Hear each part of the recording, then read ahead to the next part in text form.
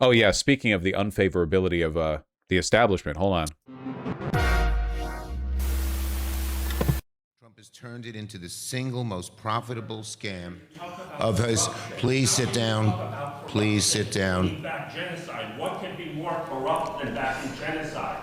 This is part of the same con with you and Trump playing off of each other. Oh, he's worse. Oh, he's worse. You were put on notice in November of 2023 by the Center for Constitutional Rights and other legal and human rights organizations. Notice on potential legal liability for aiding, abetting. It's cool that Schumer is so like seething with contempt here that he can't even say anything.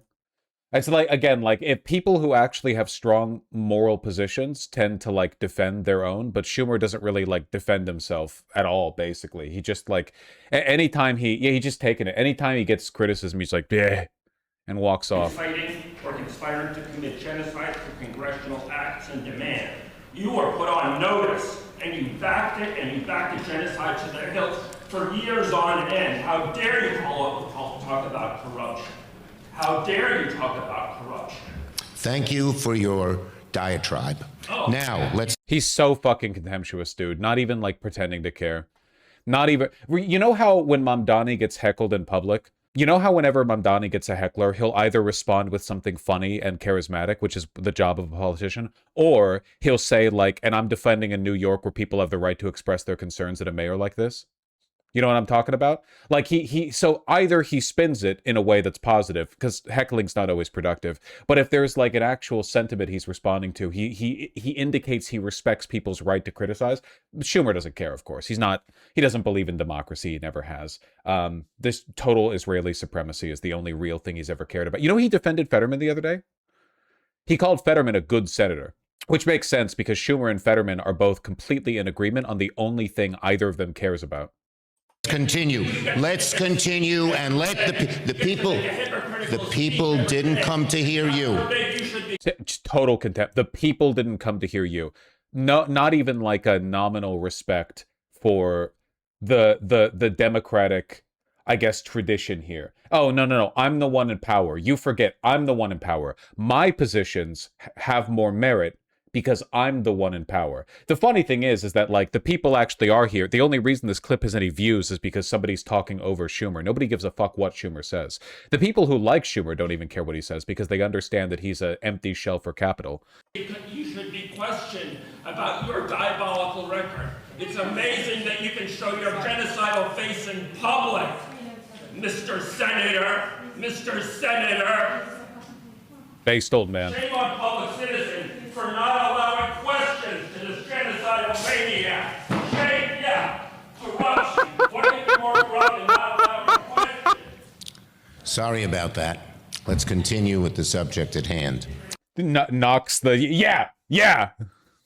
By the way, Fetterman is losing in polling compared to literally anyone else. Yeah, he's losing to no one. But Schumer still defended him. Again, Schumer genuinely despises you. The reason Schumer didn't want to go after Epstein is because there's not a meaningful difference in their positions, which is an overwhelming defense of capital and a complete contempt for the democratic process. They really have no other positions. Schumer is literally worse at his job than any random person in America would be. I would actually choose and I'm being serious here, I would choose a random Republican citizen over Schumer to lead the Democratic Party from the Senate. I actually mean that. I genuinely think the average Republican, cattle-like as they may be, is actually more in line with the interests of the average American, certainly the average Democrat, than this detestable, misanthropic Jewish supremacist. Just like motivated by nothing other than hate and bigotry. It's just absolutely disgusting. Will he be a leader in 28? Schumer will not win his next Senate race, for sure. Speaking of Jewish supremacists, our boy Les Wexner's in hot water. What did he do? The Epstein suit Voltron, I see. Epstein survivors' lawsuits against Les Wexner combined into one case. Incredible, really. Les Wexner's like, I'm more powerful than any one of the girls that I raped. And they're all like, are you more powerful than all of us? Pieces of shit. I hate these people so goddamn much. You really have no idea. You really can't even begin to... You have no idea. Anyway, if we're talking about the the general environment right now. Hold on a second. I'd love to see a little bit of spin doctoring on this Fox News polling. Are you anti-Semitic? I think that it's genuinely disgusting to accuse a person of being anti-Semitic for being opposed to ethnic supremacy, like Jewish supremacism. In the same way, I think it's disgusting to say that anti-racism is a code word for anti-white. Like, me being opposed to white supremacy doesn't make me anti-white, and anyone who says that, anyone who makes that argument is obviously a white supremacist. Like, I've only ever heard it from them. I've only ever heard that argument from white supremacists. The idea that white supremacy, like being opposed to white supremacy is being opposed to white people broadly. So I don't know why we would make that argument the other way around. You know, that seems a little bit bad to me. I've been notorious for like 6 years now for arguing that there is a strain of genuine black supremacy that the Democratic Party doesn't want to address because they'd rather tokenize black people and count in their votes without having to directly appeal to them. But I would never ever accept an argument that makes me anti-black. Anyway, let me see if I can find that Fox News poll being talked about. 1 second. Oh my God, there's so much good news today. It's actually like a really good news day.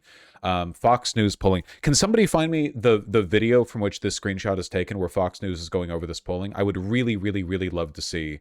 I would love to see this talked about. From July 29th, 3:37 p.m. So it'd be like middle of yesterday or late yesterday that this would release as a video, would be my assumption. I would love to see them spin this. I would love it. I would love it so much. If we could kindly...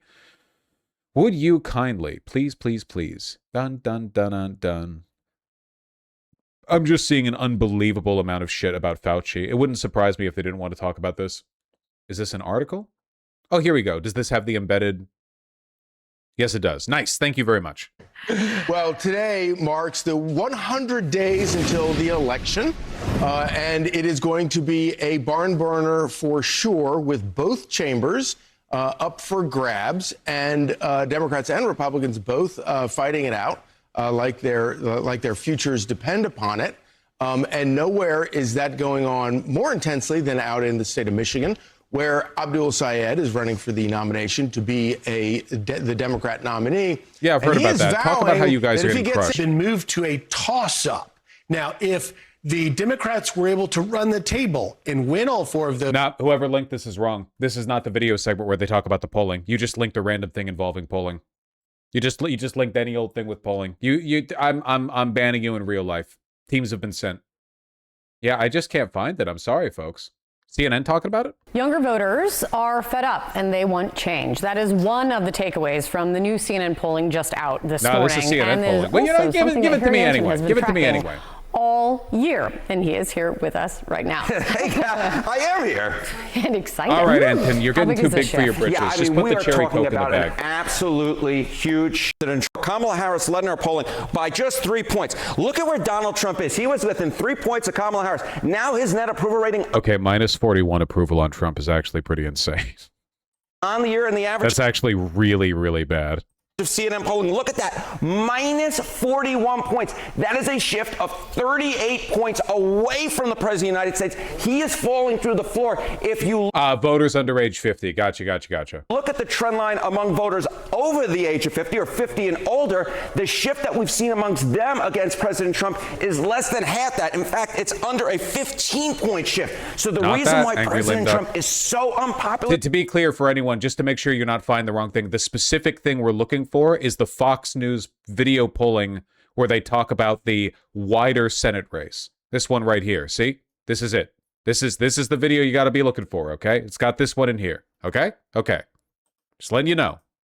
At this point is the shift among younger Don't voters, make me those bet the under the shit you age like. of 50, your Gen Z, your millennials. They gave President Trump a little bit of a try in 2024. No longer. He is down there, right there underneath the ocean floor. How does that translate to when you're looking at Congress? Yeah, okay. So obviously they are likely to take back the U.S. House of Representatives. It's not older voters. The key game that has shifted here, the key play that has shifted here is younger voters. Those under the age of 50 are taking out their anger, it seems to me, that they have against President Trump. They're going to take it out against Republicans in Congress this fall. This is for the North Carolina Senate race? It is. But this is an article.